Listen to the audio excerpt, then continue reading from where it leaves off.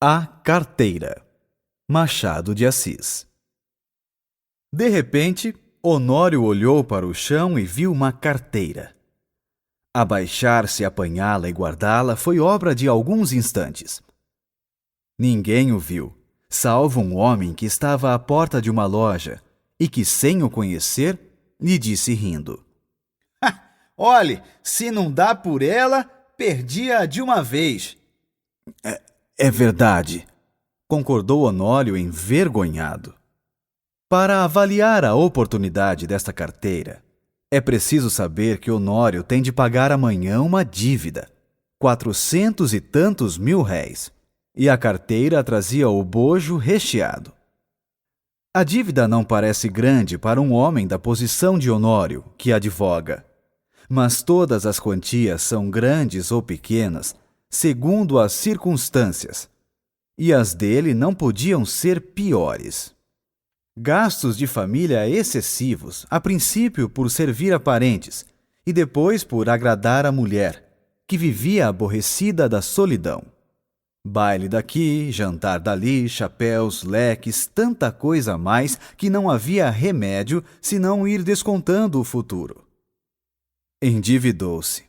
Começou pelas contas de lojas e armazéns.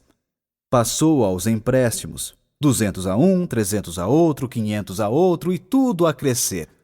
E os bailes a darem-se, e os jantares a comerem-se. Um turbilhão perpétuo. Uma voragem. Tu agora vais bem, não? Dizia-lhe ultimamente o Gustavo, advogado e familiar da casa. Agora vou, mentiu o Horácio. A verdade é que ia mal. Poucas causas de pequena monta e constituintes remissos. Por desgraça, perdera ultimamente um processo em que fundara grandes esperanças. Não só recebeu pouco, mas até parece que lhe tirou alguma coisa à reputação jurídica. Em todo caso, andavam mofinas nos jornais. Dona Amélia não sabia nada. Ele não contava nada à mulher, bons ou maus negócios. Não contava nada a ninguém. Fingia-se tão alegre como se nadasse em um mar de prosperidades. Quando Gustavo, que ia todas as noites à casa dele, dizia uma ou duas pilhérias, ele respondia com 3 e 4. E depois ia ouvir os trechos de música alemã que Dona Amélia tocava muito bem ao piano e que o Gustavo escutava com indizível prazer. Ou jogavam cartas, ou simplesmente falavam de política. Um dia, a mulher foi achá-lo dando muitos beijos à filha, criança de 4 anos, e viu-lhe os olhos molhados. Ficou espantada e perguntou-lhe o que era. Nada. Compreende-se que era o medo do futuro e o horror da miséria. Mas as esperanças voltavam com facilidade. A ideia de que os dias melhores tinham de vir dava-lhe conforto para a luta. Estava com 34 anos, era o princípio da carreira. Todos os princípios são difíceis.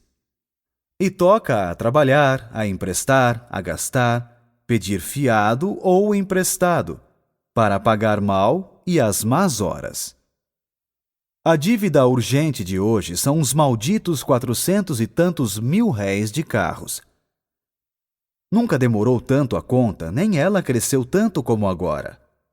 E, a rigor, o credor não lhe punha a faca aos peitos, mas disse-lhe hoje uma palavra azeda, com um gesto mau, e Honório quer pagar-lhe hoje mesmo.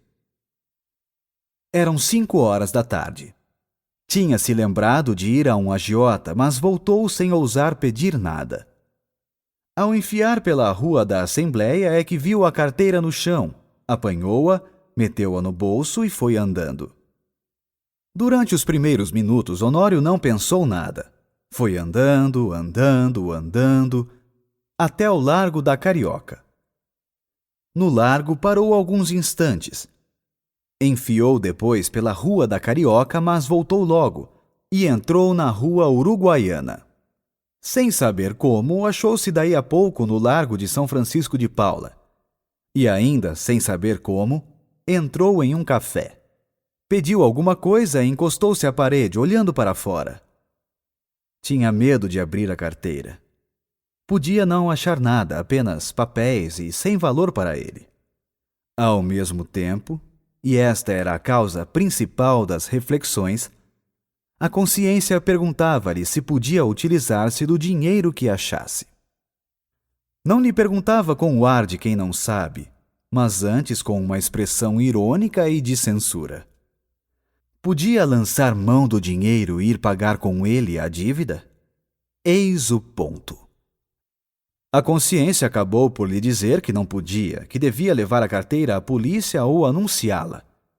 Mas tão depressa acabava de lhe dizer isso, vinham os apuros da ocasião e puxavam por ele e convidavam-no a ir pagar a cocheira. Chegavam mesmo a dizer-lhe que se fosse ele quem a tivesse perdido, ninguém ia entregar-lhe. Insinuação que lhe deu ânimo. Tudo isso antes de abrir a carteira. Tirou-a do bolso, finalmente, mas com medo, quase às escondidas. Abriu-a e ficou trêmulo. Tinha dinheiro, muito dinheiro. Não contou, mas viu 2 notas de 200 mil réis, algumas de 50 e 20. Calculou uns 700 mil réis ou mais. Quando menos 600. Era a dívida paga. Eram menos algumas despesas urgentes. Honório teve tentações de fechar os olhos, correr a cocheira, pagar e, depois de paga a dívida, adeus. Reconciliar-se-ia consigo.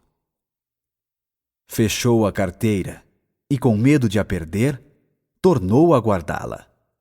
Mas daí a pouco tirou-a outra vez e abriu-a com vontade de contar o dinheiro. Contar para quê? Era dele? Afinal, venceu-se e contou. Eram 730 mil réis. Honório teve um calafrio. Ninguém viu, ninguém soube. Podia ser um lance de fortuna e uma boa sorte, um anjo. Honório teve pena de não crer nos anjos. Mas por que não havia de crer neles? E voltava ao dinheiro. Olhava. Passava-o pelas mãos. Depois resolvia o contrário. Não usar do achado, restituí-lo. Restituí-lo a quem? Tratou de ver se havia na carteira algum sinal. Se houver um nome, uma indicação qualquer, não posso utilizar-me do dinheiro. Pensou ele. Esquadrinhou os bolsos da carteira. Achou cartas que não abriu, bilhetinhos dobrados que não leu, e por fim um cartão de visita. Leu o nome. Era do Gustavo. Mas então a carteira... Examinou-a por fora e pareceu-lhe efetivamente do amigo. Voltou ao interior e achou mais 2 cartões, mais 3, mais 5. Não havia duvidar. Era dele. A descoberta entristeceu-o. Não podia ficar com o dinheiro sem praticar um ato ilícito e, naquele caso, doloroso ao seu coração, porque era em dano de um amigo.